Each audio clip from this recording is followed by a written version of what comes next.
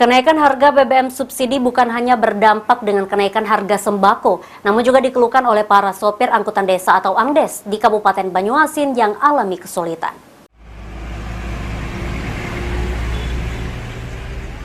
Kenaikan harga BBM jenis Pertalite dan Solar diakui sopir angkutan desa di Kabupaten Banyuasin sangat menyulitkan, apalagi kini belum ada penyesuaian tarif angkutan dari Organda Banyuasin.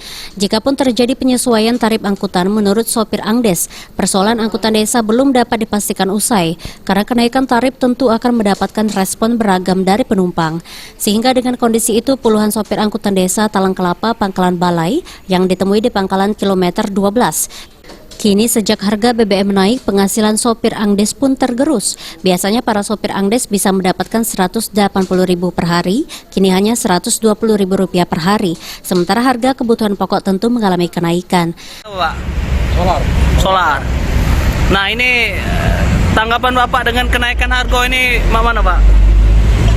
Bagi kami di sopir angkot ini masuk berat lah. Beratan.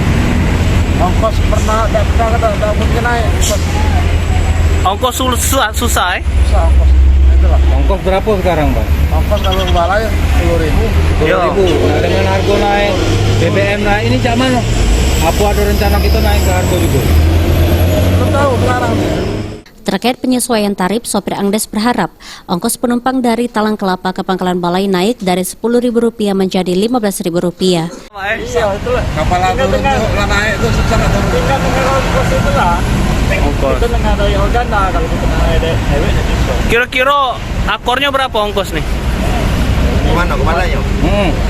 Minimalnya 15.000. Tapi sekarang kita masih nunggu. Balainya. Kalau ke bawahnya 10.000. turun. Sulaiman, PAL TV.